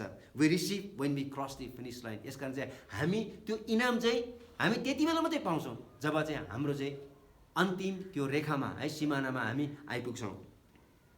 यसकारण rewards are given based upon our work for the Lord होइन। हामीले पवित्र परमेश्वरको निम्ति कस्तो किसिमको काम गरेछौँ त्यस अनुसार चाहिँ हामीले के पाउँछौँ त, हामी इनामहरू पाउँछौँ। हेर्नुहोस् न, म तपाईँलाई म पढ्न चाहन्छु मत्तीको सुसमाचार हामी 6 अध्यायको हामी 20 पद। तर आफ्नो निम्ति स्वर्गमा धन सम्पत्ति नथुपार है, स्पष्ट रूपले बताएको छ है, स्वर्गमा भएको धन सम्पत्ति, हेर्नुहोस् है, स्वर्गमा भएको धन तर आफ्नो निम्ति स्वर्गमा धन सम्पत्ति थुपार स्वर्गमा भएको धन सम्पत्ति खिया र किराहरूले नशा पार्न सक्दैन, चोरले पनि त्यहाँ पसेर लैजान सक्दैन। हेर्नुहोस् त कस्तो किसिमको हामी पृथ्वीमा छौँ अब र हामी सबैलाई प्रभु यीशुले स्पष्ट रूपले भन्नुभएको छ है, हेर तिमीले जति पनि कमाउँछौ नराम्रो भन्नु खोजेको छैन, राम्रो कुरा है त, कमाउनुपर्छ, कमाउनु हुँदैन भन्नु खोजेको छैन। तर हामीले त्यो पैसा चाहिँ हामीले आफ्नो निम्ति मात्रै प्रयोग गर्दैछौँ कि हामीले पवित्र परमेश्वरको राज्यको निम्ति पनि हामीले खर्च गरिरहेका छौँ। यस कारण प्रभु यीशु ख्रीष्टले भन्नुभएको छ rewards are given based upon our work for the Lord. हामीले कस्तो किसिमको काम पवित्र परमेश्वरको निम्ति गरिरहेका छौँ। यसकारण चाहिँ यहाँ स्पष्ट रूपले प्रभुले भन्नुभयो है, हामीले चाहिँ हाम्रो धन सम्पत्ति चाहिँ पृथ्वीमा होइन तर स्वर्गमा चाहिँ थुपार्नुपर्छ भन्ने कुरा बताएको छ। हामी अर्को पद पनि पढौँ त, हिब्रू 6:10 पद हामी पढौँ त, हिब्रू 6:10 पद। परमेश्वर अन्यायी हुनुहुन्न, परमेश्वर अन्यायी हुनुहुन्न र तिमीहरूका काम र उहाँको खातिर सन्तहरूका सेवामा तिमीहरूले देखाएको प्रेम उहाँ भुल्नुहुन्न, अनि तिमीहरू अझै पनि त्यस्ता सेवा गरिरहेका छौ। यहाँ पनि त्यही बताएको छ है। हिब्रू 6:10 पद मलाई एकदम मनपर्ने पद। यस कारण हामीले के गर्नुपर्छ त, हामीले अरू मानिसहरूलाई सहायता गर्ने काममा हामी थाक्नु हुँदैन भन्नु खोजेको है। हामीले निरन्तर रूपले काम गर्नुपर्छ। अथवा जति हामी अरू मानिसलाई सहायता गर्छौँ त्यो चाहिँ हामीले चाहिँ स्वर्गमा धन थुपारेको जस्तो। पहिलो कोरिन्थी 15:58 पदमा यसरी लेख्छ 58मा, यसै कारण मेरो प्रिय दाजुभाइ दिदीबहिनीहरू हो, दैर्यसित खडा हौ, कुनै कुराले तिमीहरूलाई आफ्नो स्थानबाट विचलित नपारोस्, सधैँ आफूलाई प्रभुको काममा लगाऊ। तिमीहरू जान्दछौ प्रभु तिमीहरूको काममा कहिले पनि व्यर्थ जाने छैन। हेर्नुहोस्, हामीले जे जति पवित्र परमेश्वरको निम्ति हामीले लगनी गरिरहेका छौँ, छरिरहेका छौँ है, हामीले जे जति पवित्र परमेश्वरको निम्ति हामीले रोपिरहेका छौँ त्यो चाहिँ कुनै पनि कुराहरू चाहिँ खेर जाँदैन है भन्ने कुरा चाहिँ बताएको छ। हामी अर्को पद पनि पढौँ त, प्रकाशको पुस्तक 22:12 पदमा प्रभु यीशु ख्रीष्टले के भन्नुभयो, हामी त्यो पद पढौँ त। हेर म चाँडै आउँदैछु, हरेक मानिसलाई उसले गरे अनुसार दिने प्रतिफल मसँग छ। भइहाल्यो है, तिनीहरूलाई दिने प्रतिफल चाहिँ मसँग छ। यीशुले भन्यो हेर म चाँडै आउँदैछु। यसकारण तपाईँले र मैले यीशु ख्रीष्टलाई विश्वास गरेका छौँ। अब विश्वास पश्चात चाहिँ के हो त, कि हाम्रो जीवन साँच्चै रूपले परिवर्तन भएको छ, कि हाम्रो जीवनलाई देखेर अरू मानिसको जीवन परिवर्तन भएको छ। राम्रोसँगले हामीले विचार गर्नुपर्छ, किनभने चाहिँ rewards are given based upon our work for the Lord. हामीले पवित्र परमेश्वरको निम्ति कस्तो किसिमको काम गरिरहेका छौँ त्यसअनुसार चाहिँ हामीले प्रभु यीशु ख्रीष्टको न्याय आसनको अगाडि हामीले इनाम पाउनेछौँ। Rewards are not given for all of our works. हेर्नुहोस् त, पहिलो कोरिन्थी 3 है को 13 पददेखि लिएर 15 पदमा त्यही कुरो बताएको छ। इनाम चाहिँ सबैले पाउँदैन। राम्रोसँगले विचार गर्छ, इनाम चाहिँ सबैले चाहिँ पाउँदैन, इनाम चाहिँ हराउन पनि सक्छ। म तपाईँहरूको नियम पढ्न चाहन्छु। हेर्नुहोस् है त, 13 पददेखि लिएर पहिलो कोरिन्थी 3:13 पददेखि लिएर यहाँ बडो राम्रोसँगले उल्लेख गरिएको छ र आजको हाम्रो मुख्य कुरा नै यसैमा अड्किएको छ। हेर्नुहोस् है त, प्रत्येक मानिसको काम प्रकट हुनेछ, किनकि न्यायको दिनले त्यो खुलासा गरिदिनेछ। त्यो आगोद्वारा प्रकट हुनेछ र हरेकले कस्तो काम गरेको छ सो आगोले जाँच गर्नेछ। हेर्नुहोस् है, तपाईँले र मैले कस्तो किसिमको काम यो पृथ्वीमा यीशु ख्रीष्ट जग हुनुहुन्छ, त्यो जगमाथि चाहिँ हामीले विश्वासको घर बनाउँदैछौँ। तर हामीले त्यो काम चाहिँ कसरी गरिरहेका छौँ त, त्यो हरेक काम चाहिँ आगोबाट नै जाँचिने भएको कारण पनि धेरै कामहरू चाहिँ नष्ट हुनेछ, तर कतिवटा कामहरू चाहिँ रहिरहनेछ। हेर्नुहोस् त, हामी राम्रोसँगले पढौँ त, दोस्रो यूहन्ना 1:8 पदमा, होशियार रहो, जुन कुराको निम्ति तिमीहरू काम गरिरहेको छौ, त्यो गुमाउने होइन तर पुरा इनाम पाउने हो। है, यसमा हामीले गुमाउनु हुँदैन। हेर्नुहोस् न, हामी संसारमा छौँ, हामीले उत्कट इच्छा गरिरहेका छौँ, हामीले धन्यको आशा लिएका छौँ, उहाँ निश्चय पनि आउनुहुनेछ हामीलाई लिनका निम्ति। अब हामी त उहाँ जाने भयो, तर उहाँको अगाडि चाहिँ है हामी लज्जित नहोस् भन्नु खोजेको।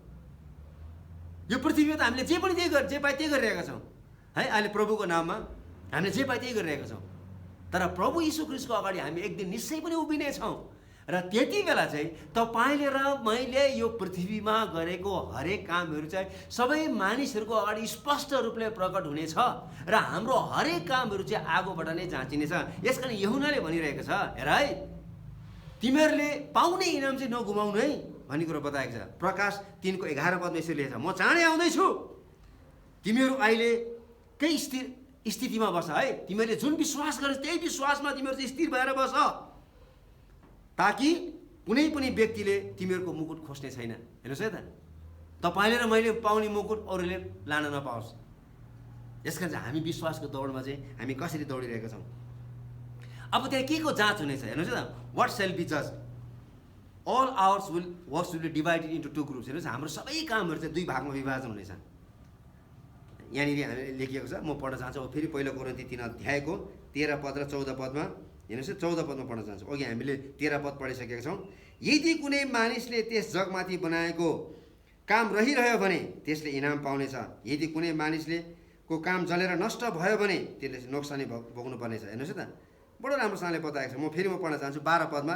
हेर्नुहोस् है, अब यदि कुनै मानिसले यस जगमाथि सुन चाँदी र बहुमूल्य पत्थर काठ र घाँस वा परल प्रयोग गरेर घर बनायो भने प्रत्येक मानिसको काम है प्रकट हुनेछ, किनकि न्यायको दिनमा त्यो खुलस्त गरिनेछ। त्यो आगोद्वारा नै प्रकट हुनेछ र हरेकले कस्तो काम गरेको छ सो आगोले जाँच्नेछ।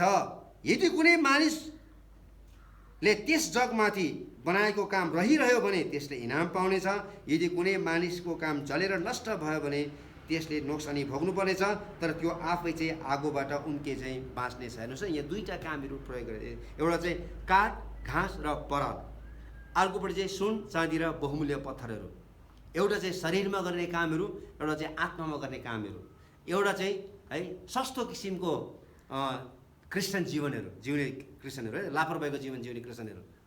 एउटा चाहिँ एकदमै महँगो किसिमको जीवन जिउने क्रिस्चियनहरू, अर्थात् एउटा बलिदान पुराको जीवन जिउने कुराहरू। प्रभु यीशु ख्रीष्टलाई विश्वास गरिसकेपछि चाहिँ कुनै पनि कुराहरूमा सम्झौता नगर्ने मानिसहरू है। तर अर्को किसिमको विश्वास चाहिँ काठ घाँस पराल चाहिँ जे कुरो पनि भइहाल्छ नि है, जे कुरोमा सम्झौता गर्ने, संसारसँग चाहिँ मिलेर बस्ने। यसकारण चाहिँ कतिले यसलाई चाहिँ सस्तो किसिमको है एउटा एकदमै चिप बिलिभर्स भनेर चिनिन्छ, भनेदेखि अर्को एउटा एक्सपेन्सिभ बिलिभर भनेर चिनिन्छ। यो आगोबाट नै जाँचिने भएको कारणले गर्दाखेरि चाहिँ काठ घाँस र पराल जस्तो जीवन यदि हामीले यस पृथ्वीमा ख्रीष्ट यीशुको त्यो जगमाथि हामीले विश्वासको घर चाहिँ है, हाम्रो व्यवहारहरू चाहिँ काठ घाँस पराल जस्तो चाहिँ यो यस्तो किसिमको सामग्री लिएर चाहिँ हामीले विश्वासको घरको निर्माण गर्न खोजिरहेको छौँ भने चाहिँ आगोबाट नै जाँचिने भएको कारणले गर्दाखेरि चाहिँ एउटा लापरवाहीको जीवन हामीले जिउँदैछौँ भनेदेखि चाहिँ यो पुरै रूपले नष्ट हुन्छ। त्यस्ता मानिसले कुनै पनि इनाम पाउँदैन।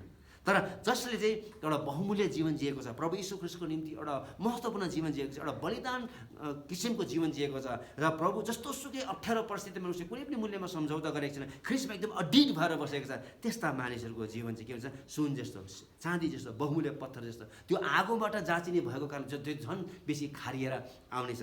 यसकारण चाहिँ जसको अब नष्ट भयो, अब हेर्नुहोस् न, दोज हु स्कोर 0 है, जसको सबै कामहरू नष्ट भयो अब तिनीहरूले कुनै पनि इनाम पाउने छैन। तर तिनीहरूको चाहिँ ऱ्याप्चर भइसकेको कारणले गर्दाखेरि चाहिँ है तिनीहरू चाहिँ स्वर्गबाट चाहिँ तिनीहरूलाई चाहिँ फालिँदैन। No one will be thrown from heaven once he or she is rapture. हेर्नुहोस् न, त्यो चाहिँ एकदमै महत्त्वपूर्ण कुराहरू। अब जस्तै उदाहरणको लागि हेर्नुहोस् न, यसको उदाहरण हामी चाहिँ लुत एउटा राम्रो उदाहरण हो। लुतको जीवन सधैँ के भइरहेको थियो, पुरै गलिरहन्थ्यो है, किनभने ऊ चाहिँ सदोम र गोमरा जस्तो ठाउँमा थियो जहाँ चाहिँ हरेक किसिमको पाप थियो, अधर्म थियो, र त्यहाँ चाहिँ लुतको जीवन दिनदिनै खिरहेको थियो। तर अब्रामको जीवन चाहिँ कहिले पनि खिएन। हेर्नुहोस् न, यसकारण चाहिँ अब्राम चाहिँ संसारबाट पुरै रूपले अलग भएको थियो, तर लुत चाहिँ ऊ संसारभित्रै थियो। यसकारण चाहिँ जब परमेश्वरले सदोम र गोमरालाई आगो र गन्धकले नष्ट गर्नुभयो, पुरै सहरलाई नष्ट गर्नुभयो, तर त्यहाँ चाहिँ लुत र लुतको परिवारलाई चाहिँ बचाएको छ। तर लुतको जे जति थियो ती सबै कुराहरू के भयो त, नष्ट भयो। ऊ एक्लै बाँच्यो है, ऊ एक्लै बाँच्यो। लुतको जे जति थियो ती सबै आगोद्वारा नष्ट भयो, तर उनी चाहिँ बाँचे है। यो यस्तो किसिमको यो प्रभु यीशु ख्रीष्टको न्याय आसनको अगाडि पनि धेरै मानिसहरू चाहिँ है प्रभु यीशु ख्रीष्टलाई विश्वास गरेको भए तापनि अझै पनि पापमा नै जिरहेको कारणले गर्दाखेरि है, र बेला बेलामा पश्चाताप गरेको बेलामा है, र अन्तिममा आएर पश्चाताप गरेको बेलामा चाहिँ यो मानिस उठाइलग्यो। तर अब उसले आफ्नो जीवनकालभरि नै उसले चाहिँ कहिले पनि पवित्र परमेश्वरको निम्ति चाहिँ पवित्र परमेश्वरकोमा गरेको त्यो विश्वास अनुसार मुक्ति पाए अनुसारले न जीवन जिएको कारणले गर्दाखेरि चाहिँ उसले कुनै पनि इनाम पाउँदैन। अब at the judgement seat of Christ believers are rewarded based on how faithfully they serve Christ. हेर्नुहोस् न, हामी एउटा पद पढाउँदा 2 तिमोथी 2 अध्यायको 5 पद राम्रोसँगले हेर्नु सुन्नुहोस् है त। 2 तिमोथी 2 अध्यायको 5 पदमा चाहिँ हरेक विश्वासीहरूलाई इनाम दिनेछ जो विश्वासीहरू चाहिँ इमान्दारीसँगले विश्वासयोग्यसँगले चाहिँ ख्रीष्टलाई पछ्याएको छ। ल पढौँ त। प्रतियोगितामा नियम बमोजिम भाग नलिएसम्म कुनै खेलाडीले पनि इनाम पाउन सक्दैन। हेर्नुहोस् है त, कुनै पनि खेलाडीले। यसकारण चाहिँ हरेक खेलाडीहरूले के गर्नुपर्छ त खेलमा भाग लिँदाखेरि चाहिँ नियम बमोजिम खेल्नुपर्छ। हेर्नुहोस् है त, यस कारण तपाईँले र मैले प्रभु यीशुलाई विश्वास गरेका छौँ र हाम्रोमा चाहिने सबै किसिमको नियमहरू, नीतिहरू, संविधान जे जति छ सबै कुराहरू चाहिँ यहाँनिर छ। हरेक क्यारेक्टरिस्टिक्सहरू यहाँनिर छ। यस कारण चाहिँ यो क्यारेक्टर अनुसार चाहिँ हामीले खेल्न सकेनौँ भनेदेखि चाहिँ के हुन्छ त हामीले इनाम पाउँदैनौँ। Some of the things we might be जज on how well we have obeyed है त। यस कारण कतिवटा जस्तै विभिन्न कारणहरूले प्रभुले हामीलाई न्याय गर्न सक्नुहुन्छ यति बेला है त। विभिन्न मान्छेको विभिन्न किसिमको धारणाहरू छ। यहाँनिर चाहिँ कतिपय मान्छेले यसरी पनि भनेको छ है, मत्तीको सुसमाचार 28 अध्यायको 18 देखि 20 पदसम्म चाहिँ प्रभु यीशु ख्रिस्टले सबै मानिसलाई घरमा बस्नको निम्ति अनुमति दिएको छैन, तर तिनीहरूलाई चाहिँ जाऊ भनेर अनुमति दिनुभएको छ है। गो, सबैलाई गो भनेको छ है, घरमा बस्ने अनुमति दिएको छैन। हरेकलाई जाऊ, सुसमाचार सुनाऊ, पिता पुत्र पवित्र आत्माको नाममा बप्तिस्मा देऊ र मैले तिमीहरूलाई जे कुराहरू सिकाएँ ती कुराहरू तिनीहरूलाई के गर सिकाऊ, चेला बनाऊ भनेर चाहिँ प्रभु यीशुले भन्नुभएको छ। र कतिपय मानिसहरूले यो आज्ञालाई उल्लङ्घन गरेको छ है, र कतिपय मानिसको सोच अनुसार चाहिँ यो पद अनुसार पनि त्यहाँनिर चाहिँ न्याय हुनेछ, किनभने कतिले चाहिँ आज्ञा पालन गरेको छैन है। घरमै बसेर है आफ्नो छिमेकीलाई नै प्रभु यीशुको बारेमा बताएको छैन। आफू सुटुक्क चर्च आउँछ तर आफ्नो छिमेकीलाई भनेकै छैन। कतिजना त आफ्नो श्रीमानलाई पनि भनेको छैन, कतिजना त आफ्नो श्रीमतीलाई पनि भनेको छैन। श्रीमानहरूले होइन सुटुक आउँछ। कतिजना छोराछोरी चर्चमा आउँछ लुकी आमा बाउलाई थाहै हुँदैन। कतिचोटि आमा बाउ लुकी आएको हुन्छ, छोराछोरीलाई थाहै हुँदैन। हेर्नुहोस्, great commission. Some of the things we might be judged on are how well we obeyed the great commission. हामीले प्रभु यीशुले दिनुभएको महान आज्ञा पालन गरेका छौँ कि छैन भन्ने कुरा। कतिवटा चाहिँ how victorious we are over sin, हामी पापमा कसरी विजयी भयौँ त है, विजय हुन सकेन भन्ने कुराहरू रोमी 6 अध्यायको 1 देखि 4 पदसम्म लेखेको छ। अरू कतिवटा चाहिँ हामीले के बोल्यौँ, हामी त्यो पद पढाउँदा मत्तीको सुसमाचार 12 अध्यायको 36 र 37 पद। म तिमीहरूलाई भन्दछु हरेक व्यर्थका कुरा जो मानिसहरू बोल्दछन्, न्यायको दिनमा तिनीहरूले त्यसको लेखा दिनुपर्नेछ। न्यायको दिनमा त्यसले लेखा दिनुपर्नेछ। किनकि तिम्रा वचनहरूले तिमी निर्दोष ठहरिनेछौ, तिम्रो वचनले तिमी निर्दोष ठहरिनेछौ र तिम्रा वचनले तिमी दोषी ठहरिनेछौ, तिम्रै वचनले तिमी दोषी ठहरिने। यसका चाहिँ हामी के बोल्दैछौँ है। अब हाम्रो त यहाँनिर त के छैन, यहाँ त लगामै छैन। अनि यस कारण कतिवटा शब्दकोशमै नभएको शब्दहरू पनि हामी बोली पठाउँछौँ है। यस्तो हाम्रो रिसको झोकमा यस्तो शब्दहरू आउँछ, कताबाट निस्किन्छ थाहै हुँदैन। यस कारण हामी राम्रोसँगले विचार गर्नु पऱ्यो। हाम्रो बोली वचनहरू पनि हाम्रो चाहिँ प्रभु यीशुको अगाडि चाहिँ हामी एउटा क्रिस्चियन भएको कारणले गर्दा यो चाहिँ अविश्वासीहरूको न्याय होइन। यो चाहिँ केवल यीशु ख्रिस्टको अगाडि ख्रिस्ट यीशुमा विश्वास गर्ने पवित्र मण्डलीको मात्रै एउटा विश्वासीहरूको मात्रै एउटा न्याय हो। यसकारण यो कुरो चाहिँ थुप्रै ठाउँमा लेखिएको छ होइन। याकुबले पनि यसलाई चाहिँ आफ्नो बोली वचनमा लगम लगाउनुपर्छ भन्ने कुरो बताएको छ होइन। इफिसी 4 अध्यायको 29 पदमा, 5 अध्यायको 5 पदमा, कलसी 3 अध्यायको 8 पदमा, यी सबै कुराहरूमा, रोमी 2 अध्यायको 16 पदमा, यी सबै ठाउँहरूमा चाहिँ यी कुरा बताएको छ। हामीले चाहिँ हाम्रो बोली वचनलाई चाहिँ हामीले के गर्नुपर्छ त, हामीले चाहिँ ठिकसँगले सम्हाल्नुपर्छ है भन्ने कुराहरू घरिघरि यो कुराहरू नयाँ कुराहरू बताएको छ। The first mention of the crown in the new testament is crown of thrones. हेर्नुहोस् त, नयाँ करारमा सबभन्दा पहिलो किसिमको मुकुट चाहिँ त्यो चाहिँ काँडाको मुकुट भनेर सम्बोधन गरेको छ। सबभन्दा पहिलो काँडाको मुकुट। र यो काँडाको मुकुट चाहिँ यो काँडाहरू कसरी उम्रेको छ भन्दाखेरि जब मानिसले पाप गरेको छ। हेर्नुहोस् न, उत्पत्ति 3 अध्यायको 18 पदमा लेखेको छ यो काँडाको मुकुट। यो काँडा चाहिँ कहाँबाट आयो त भन्दाखेरि काँडाहरू सिङ्कीहरू कसरी फैल्यो भन्दा मान्छेले जब पवित्र परमेश्वरको विरुद्धमा पाप गरेको थियो त्यसपछि यो पृथ्वीमा चाहिँ एकदमै धेरै काँडाहरू उम्रेर आयो। यसकारण चाहिँ सबभन्दा पहिला चाहिँ मानिसहरूले चाहिँ प्रभु यीशु ख्रिस्टलाई चाहिँ काँडाको मुकुट लगाइदिएको थियो। यो कुरो चाहिँ हामी मत्तीको सुसमाचार 27 अध्यायको 29 पदमा, मर्कुस 15 अध्यायको 17 पदमा, यहुना 19 अध्यायको 2 पदमा, 5 पदमा यो कुरो लेखिएको छ। यसकारण दुःखको कुरो चाहिँ यही हो कि उहाँलाई राजाको रूपमा स्वीकार गरेर चाहिँ यो काँडाको मुकुट लगाएको होइन, तर उहाँलाई चाहिँ काँडाको मुकुट लगाएको चाहिँ एउटा खिल्ली गरेर है उहाँको बेइज्जत गरेर चाहिँ यहुदीहरूको राजा भनेर चाहिँ बेइज्जत गर्नको निम्ति लगाइएको थियो।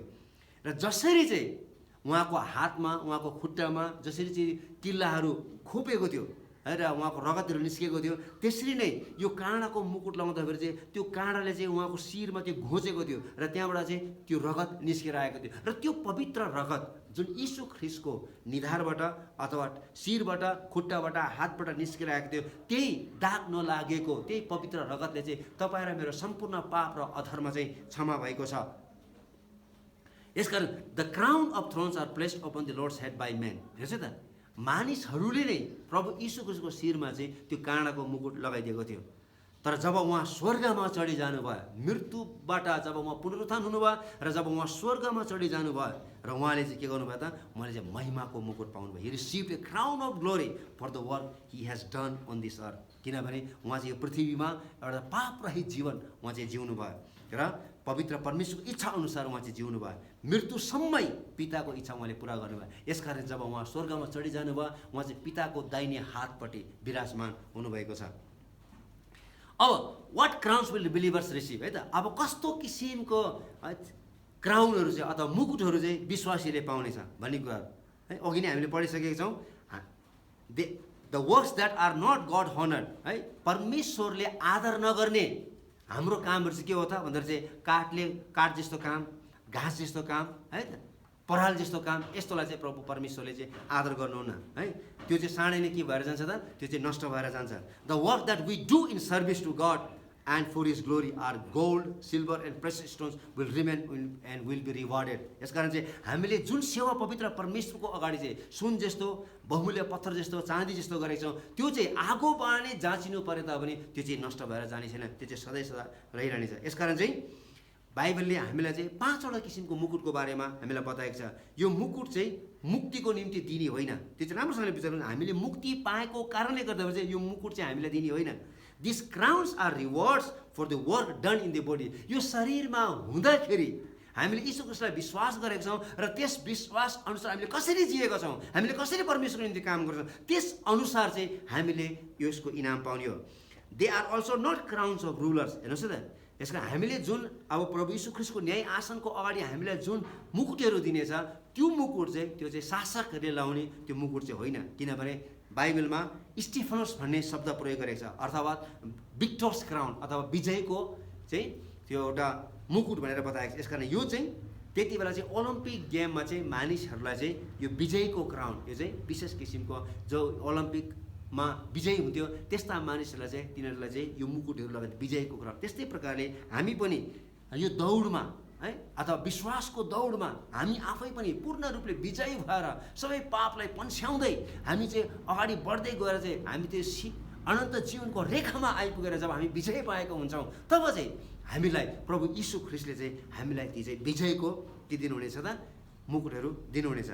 वेन क्राइस्ट विल रिटर्न, है, जब प्रभु यीशु ख्रीष्ट उहाँ फर्किनुहुनेछ यस पृथ्वीमा 7 वर्षको महासङ्कष्ट पछाडि जब उहाँ फर्किनुहुनेछ, त्यति बेला चाहिँ उहाँले स्टिफन छैन, तर उहाँले चाहिँ डायाडेम अथवा एउटा शासकले लगाउने एउटा चाहिँ मुकुट लगाउनु हुनेछ, जुन कुरो चाहिँ हामी प्रकाशको पुस्तक 19 अध्यायको 12 पदमा लेखिएको छ। यसकारण चाहिँ अब हामी the 5 crowns promise to believers are based on our faithfully they serve Christ. यसकारण चाहिँ जति पनि यो 5वटा मुकुटहरूको बारेमा अब हामी अध्ययन गर्न गइरहेका छौँ, यो 5वटा मुकुटहरू चाहिँ जो चाहिँ नियम बमोजिम प्रतियोगितामा आफूलाई पुरै रूपले अनुशासित बनाएर, है, विश्वासको यो दौडमा आत्मिक यात्रामा दौडेर आएको छ, ती मानिसहरूलाई चाहिँ यी विभिन्न किसिमको मुकुटहरू दिनुहुनेछ। होइन त, आउनुहोस् हामी फेरि पढ्नेछौँ, है त। 1 कोरिन्थी 9 अध्यायको 25 पद, यो चाहिँ पहिलो किसिमको चाहिँ मुकुट हो। यो चाहिँ इनकरप्टेबल क्राउन हो।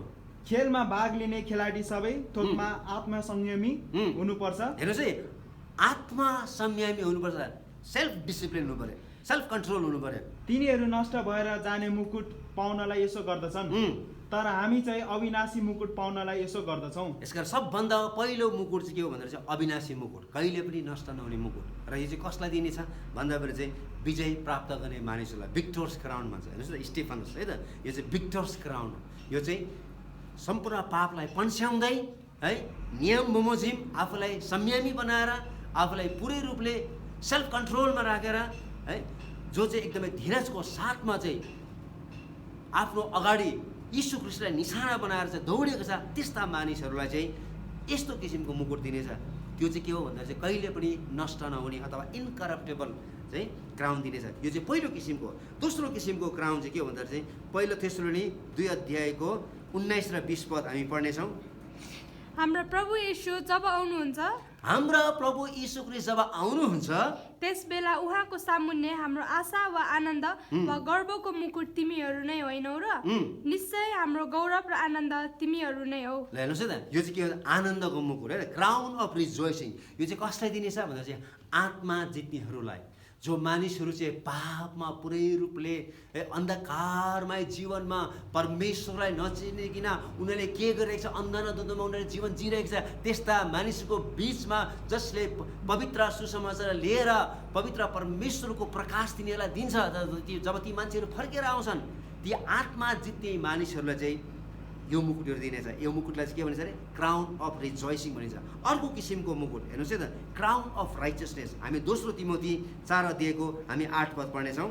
अब उपरान्त मेरो निम्ति धार्मिकताको मुकुट राखिएको छ, जो धार्मिकताका न्यायाधीश प्रभुले त्यस दिनमा मलाई दिनुहुनेछ र मलाई मात्र होइन तर उहाँको पुनरागमन प्रिय मान्नेहरू सबैले दिनुहुनेछ। ल हेर्नुहोस् है त, यो धार्मिकताको मुकुट चाहिँ हामी सबैले पाउन सक्छौँ, किनभने प्रभु यीशु ख्रीष्ट फेरि आउनुहुन्छ भन्ने कुरो चाहिँ हामी सबैलाई थाहा छ र हामी त्यही आशामा हामी बाँचिरहेका छौँ। तर कस्तो हाम्रो भजनको पुस्तकमा यति मिठो भजनहरू लेखेको चाहिँ, पहिला पहिला जति पनि मानिसहरूले भजनहरू लेखे त्यो भजनहरू चाहिँ बाइबलकोलाई पदहरूलाई आधारित बनाएर लेख्यो र त्यो भजनहरू गाउँदाखेरि चाहिँ कस्तो राम्रो हामीलाई मन छुन्छ, किनभने त्यो चाहिँ पवित्र आत्माको प्रेरणामा एउटा सच्चो विश्वासमा लेखेको कारणले गर्दाखेरि त्यो भजनले कति मिठो शब्दहरू छ, कति राम्रो एकदमै त्यसको सङ्गीत धुनहरू छ है। र त्यो भजनहरू गाउँदाखेरि कति रमाइलो छ। हामी चाहिँ प्रभु यीशु तर अहिले आधुनिक गीतहरू त्यस्तै राम्रो नराम्रो छैन भन्नु खोजेन, राम्रै छ, तर जुन किसिमको पहिला पहिला हाम्रो अग्रजहरूले सुरुमा विश्वास गरेर लेखेको थियो त्यो भजनहरू गाउनु नै त्यसको छुट्टै एउटा मजा छ। यस कारण हामी जहिले पनि चर्चमा चाहिँ के गर्छौँ, हामीले पुरानो गीत गाउने प्रयास गर्छौँ, किनभने त्यसमा चाहिँ एउटा छुट्टै किसिमको एउटा प्रेरणा हामी पाइरहेको छौँ। यस कारण यहाँनिर पावलले हामीलाई भनिरहेको छ यो चाहिँ जसले प्रभु यीशु ख्रीष्टको आगमनको प्रतीक्षा गर्छ प्रत्येकलाई उहाँले के दिनुहुनेछ त, यो धार्मिकताको मुकुट दिनुहुनेछ भन्ने कुराहरू होइन। यस कारण प्रभु यीशुको दोस्रो आगमनको गीतहरू कति मिठो छ है, चिहानहरू खोलेर कसरी मानिसहरू त्यहाँबाट निस्केर आउनेछ, कति मिठो मिठो भजनहरू छ, तपाईँले त्यो गाउनु सक्नुहुनेछ।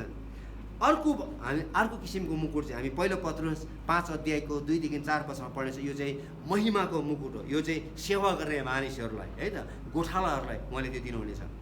तिमीहरूको देखरेखमा राखिएको परमेश्वरको बगालको हेरचाह गर। हेर्नुहोस् है, बगालको हेरचाह गर, अनि करले होइन तर सो इच्छाले, धनको लोभले होइन तर उत्साह साथ तिमीहरूको जिम्मामा रहेकाहरूमाथि अधिकार जमाएर होइन तर बगलको निम्ति एउटा उदाहरण भएर र जब मूल गोठालो प्रकट हुनुहुनेछ तब तिमीहरूले महिमाको नओइलाउने मुकुट प्राप्त गर्नेछौ। सेवा गर्ने मानिसहरूलाई परमेश्वरले महिमाको मुकुट कहिले पनि नओइल्याउने, हेर्नुहोस् न, क्राउन अफ ग्लोरी है उहाँले चाहिँ हामीलाई दिनु। यो चाहिँ के हो त, क्राउन अफ सर्भिस भन्ने कुरा। हामी जतिजनाले पवित्र परमेश्वरको सेवा कार्य गरिरहेका छौँ, यो चाहिँ हामीले करले होइन, हामीले रहरले गर्नु पर्यो, पैसाको लोभले होइन तर स्वेच्छाले गर्नु पर्यो है, शासन गरेर होइन, तिनीहरूलाई उदाहरण भएर। यस्ता मानिसहरूको लागि चाहिँ यो यस्तो किसिमको क्राउन अथवा मुकुट चाहिँ राखिएको छ। हामी अन्तिम मुकुटको बारेमा हामी पढ्नेछौँ। हामी यो कुरो याकुब 1 अध्यायको 12 पदमा पनि लेखिएको छ, यो प्रकाश 2 अध्यायको 10 पदमा पनि लेखिएको छ, तर हामी याकुब 1 अध्यायको 12 पद पढ्नेछौँ। त्यो मानिस धन्यको हो जो आपद विपदमा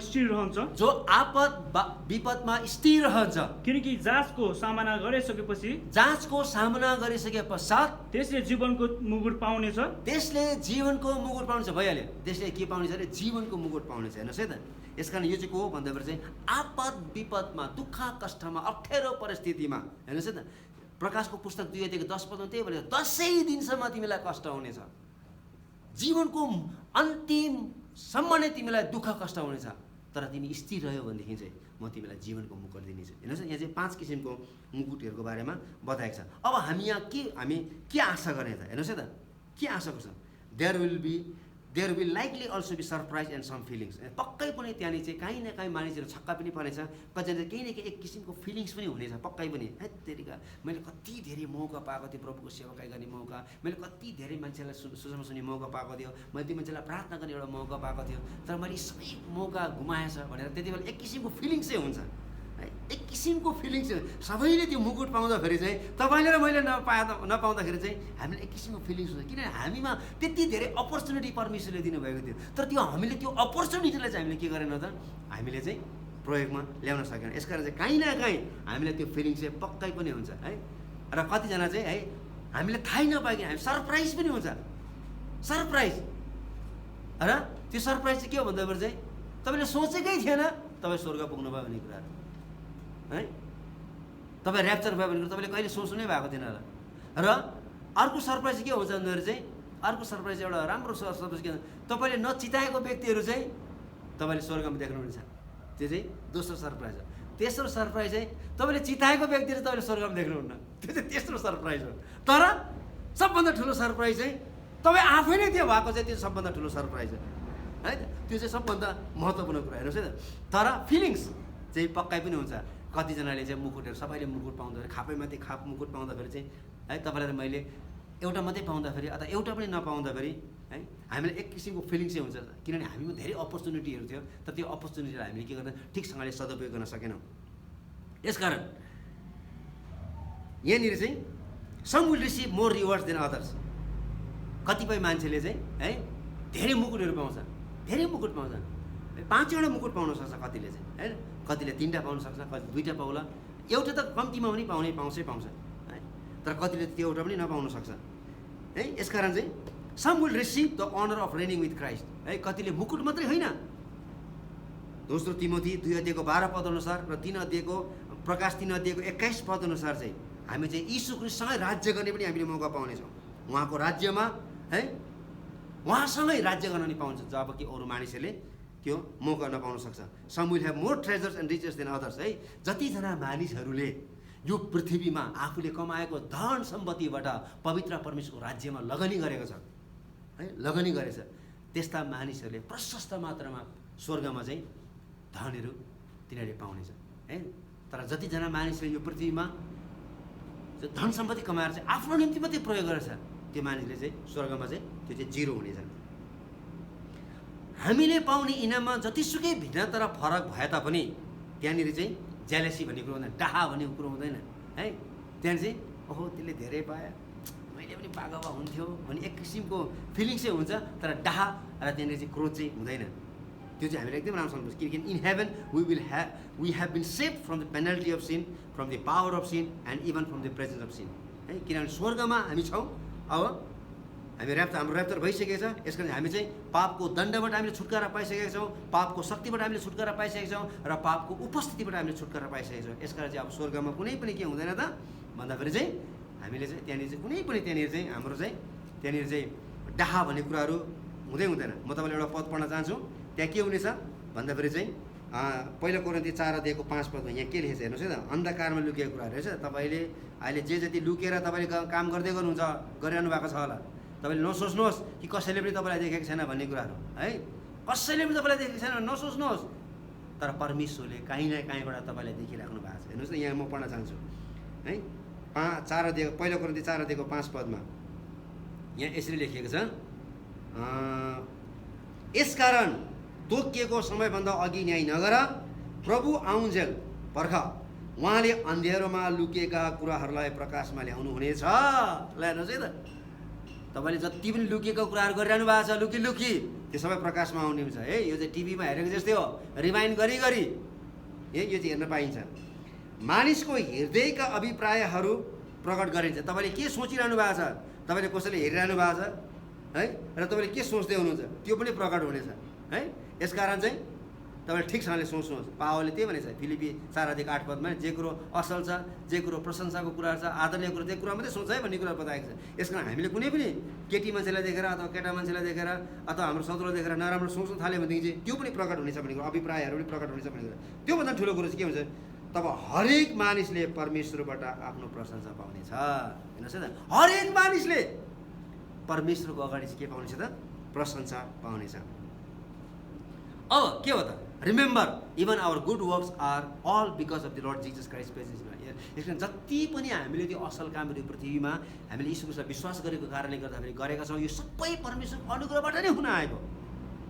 यसो अब हामीले मुकुट त पायौँ, तर अब यो मुकुट के गरे त, we all will give them back to the one who deserves all honor and glory. हेर्नुहोस् न, हामीले मुकुट त पायौँ, तर हामीले मुकुट पाउनुमा त्यो रमावट भन्दा पनि त्यो मुकुट चाहिँ हामीले उहाँको पाउमा लगेर जो चाहिँ सबै आदर भक्ति र प्रशंसाको योग्यको हुनुहुन्छ, उहाँकै कारणले गर्दाखेरि हाम्रो पापहरू क्षमा भएको छ, उहाँकै कारणले गर्दाखेरि हामीले जीवन पाएको छ, उहाँकै कारणले गर्दाखेरि हामीले असल कामहरू गर्ने मौका पायौँ, उहाँकै कारणले गर्दाखेरि हामीले धेरै मान्छेलाई प्रभु चिनाउने मौका पायौँ, उहाँकै कारणले गर्दाखेरि हामीले इच्छा खाने मौका पायौँ, उहाँकै कारणले गर्दाखेरि हामीले यो सास फेर्ने मौका पाइरहेको छ। यसकारण चाहिँ हामीले पाएको यो मुकुटको मूल्य चाहिँ के त उहाँको अगाडि केही पनि होइन। यसकारण चाहिँ हामी त्यो मुकुट के गर्छ पाइसकेपछि उहाँकै चरणमा लगेर राखिदिने। आउनुहोस् न हामी त्यो पद पढ्नेछौँ र हामी सिद्ध्याउनेछौँ।